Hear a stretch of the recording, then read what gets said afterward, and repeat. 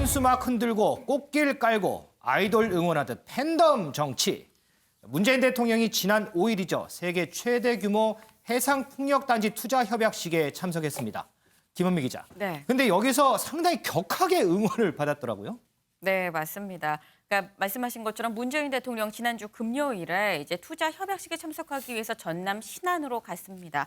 근데 이 본 행사가 끝난 다음에 이제 문재인 대통령이 다음 일정으로 이동을 하려고 하니까 이제 전남도청 공무원 10여 명이 지금 보시는 것처럼 저렇게 꽃다발 그리고 플래카드를 들고 이제 환호를 했는데 네, 지금 저기 보시는 것처럼 참 제 입으로 말씀드리기 조금 요즘 말로 오글오글합니다. 네. 너는 사슴, 내 마음을 녹용. 그거 너는 알아요? 사슴, 저 내 글 마음을 좋아하는 거. 녹용. 당신 얼굴 뭐 이런 얘기를 지금 했는데요. 네. 보면 뭐 우주미남 그리고 문재인 별로, 내 마음에 별로. 네. 묘사를 잘하네요. 아니 이런 말씀 한번 들어보신 적 있으신가요? 저는 한 번도 들어본 적 없습니다. 네, 저도 마찬가지입니다. 저 연애할 때도 이런 말 한 번도 못 들어봤는데 이런 내용이 플래카드에 있었다라고 합니다. 그러니까 이게 뭐 사실 아이돌 팬클럽에 버금가는 이런 내용이 아닌가 싶은데 때문에 이 전남도청 공무원들을 향해서 과잉 의전 아니냐라는 이런 비판이 나오고 있습니다. 과잉 의전이다. 네. 그러면 전남도청은 또 할 말이 있을 것 같아요. 네, 맞습니다. 사실 이렇게 과잉 의전이라는 얘기 이제 대표적으로 오세훈 전 서울시장이 저렇게 얘기를 했습니다. 그러니까 북한 같은 1인 체제 독재 국가에서나 볼 수 있을 법한 낯뜨거워지는 찬양이다라고 얘기를 했는데 전남도청 측은 이렇게 얘기를 합니다. 그러니까 외빈이 오면 보통 환영의 뜻에서 뭐 다과 음료를 준비하는 것처럼 젊은 직원 몇몇이 이제 환영의 뜻에서 자발적으로 한 것이다라고 설명했습니다. 너는 사슴, 내 마음을 녹용. 저는 그 말이 제일 눈에 띄네요. 사실 문재인 대통령을 향한 환호와 응원 이번이 처음은 아닙니다. 관련 내용 저희가 준비했는데 영상으로 한번 보고 오겠습니다.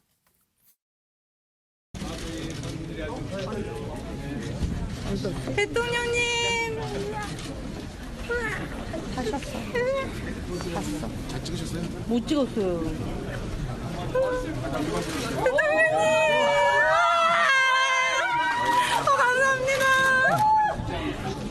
감사합니다. 꽃길만 걸으세요. 비니 하고 싶은 거 다 해.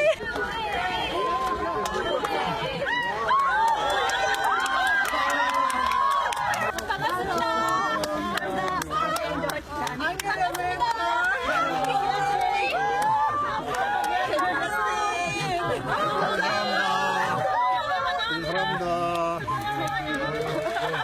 어디가요 와서 당시에 이제 독일 메르켈 총리도 이런 모습 처음 본다 이런 입장을 냈다고 하는데 정말 격한 반응입니다. 이동석 기자. 네. 그런가 하면 국회에는 또 민주당 이낙연 대표를 위한 꽃길도 깔렸다면서요? 네, 그렇습니다. 지난 5일 이낙연 더불어민주당 대표실에 꽃바구니 수십 개가 도착했습니다. 보시는 장면인데요. 이 대표의 생일을 맞아 지지자 수십 명이 꽃바구니를 대표실로 보낸 겁니다. 이 대표는 꽃바구니 앞에서 저렇게 웃음을 선보이면서 지지자들에게 감사 인사를 전하기도 했는데요. 이 꽃바구니 가지고 이제 길을 만들었군요. 그렇습니다. 꽃바구니에 적힌 문구를 한번 보실까요? 이렇게 연희, 그러니까 이낙연 대표의 애칭이겠죠. 연희요? 문재인 대통령은 인희, 좀 네. 전에도 영상에서 보셨는데요. 김태희 랭커는 1위입니다. 1위. 예, 1위라고 이렇게 짧은 애칭을 표하는데요. 여기서 또 하나의 줄임말이 등장합니다. 연희는 문프픽, 그러니까 문재인 프레지던트의 픽이다. 문재인 대통령이 선택한 사람이다. 이런 메시지가 적혀 있었습니다. 또 이낙연 대표에게 바톤 터치 등 꽃길만 가자는 내용이 담겼는데요. 꽃길만 가라는 단체 응원 메시지가 대표실을 가득 채웠다고 합니다. 우리 이동석 기자 때문에 빵 터졌습니다. 뿐만 아니고요. 박근혜 전 대통령에 대한 응원도 계속되고 있습니다. 윤지영 기자. 네. 초대형 케이크도 등장했다 이런 얘기도 있더라고요. 네, 그렇습니다. 이 박근혜 전 대통령 지금 코로나19 밀접 접촉자로 분류가 돼서 서울 성모병원에 입원을 해 있는데요. 근데 지난 2일, 그러니까 박 전 대통령의 7순이었죠. 이때 서울 성모병원 앞에 이렇게 대형 3단 케이크가 등장한 겁니다. 저게 이제 3단 케이크인가 보죠? 네, 그렇습니다. 당시 영상 저희가 준비했는데 먼저 보고 이어가겠습니다.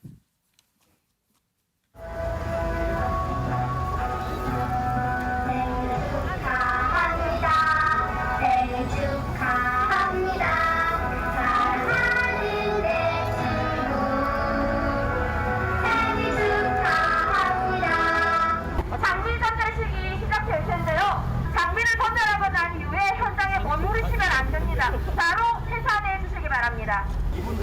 열어줘야 돼. 아니면 중간에 들어와.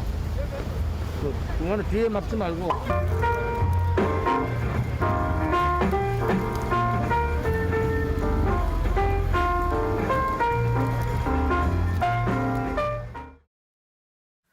네, 지금 보신 것처럼 우리 공화당이 진행한 행사입니다. 생일 축하 노래도 불렀고요. 또 장미 전달식도 가졌습니다. 뿐만 아니라 칠순을 맞아서 석방 촉구 집회도 열었는데요. 이 병원 입구에는 박 전 대통령의 생일을 축하한다는 내용의 이 현수막까지 내걸렸습니다. 한편 박 전 대통령은 지금 현재도 서울 성모병원에 입원 중인데 내일 서울 구치소로 복귀할 예정입니다. 정치인들의 팬덤 현상, 이것뿐만 아닙니다. 서울 서초동에 있는 윤석열 검찰총장을 응원하는 이런 화환들이라든지요. 조국 전 장관이 이제 재판받으러 들어가는 길에 지지자들이 이 차를 막 물티슈로 닦는 이런 모습들도 있습니다. 윤영미 의원님, 이런 팬덤 현상, 지지를 받는 입장에서는 상당히 좀 기분 좋은 일이긴 하겠지만 또 보기에 따라서는 또 그렇지 않은 부분들도 있잖아요. 네. 원래 팬덤이란 용어가 뭐냐면요. 가수나 배우 그리고 운동선수 일종의 이제 유명인이나 스타잖아요. 이런 그렇죠. 스타 등의 팬을 지칭하는 거예요. 근데 요즘에는 이 팬덤 현상이 이런 연예인이나 스타뿐만이 아니라 정치인 또는 아까도 말했지만 윤석열, 조국 등 공직자한테까지도 지지층이 팬덤 현상을 이루고 있다는 게 아주 네. 특징인 건데요. 장점이라면 말씀하셨지만 어떤 상황에서도 지지를 보내주니까 굉장히 든든하죠. 그리고 발언이나 행동에 힘이 실릴 수가 있어요. 그렇기 때문에 특히 표를 얻어야 하는 선출직 공무원, 즉 정치인들한테는 굉장히 팬덤을 갖고 있다는 거는 정말 우군이라고 볼 수 있죠.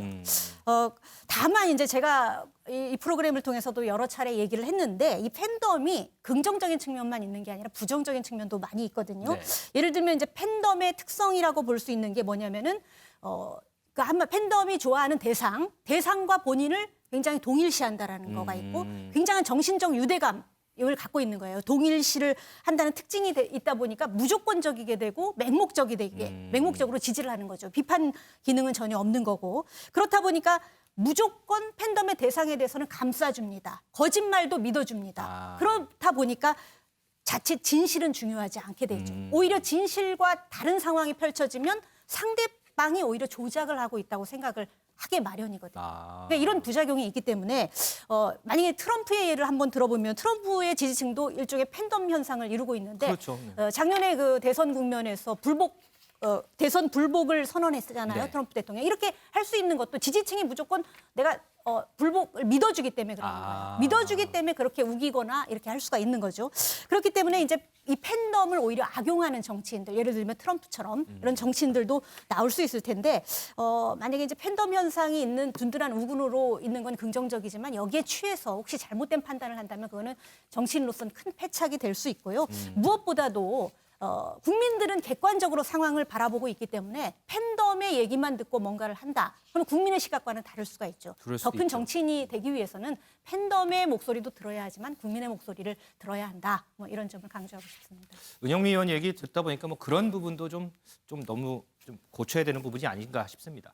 어떤 일이든가요. 이 과한 것보다 과한 게 부족함만보다 못하다. 이런 얘기가 좀 갑자기 좀 생각이 납니다.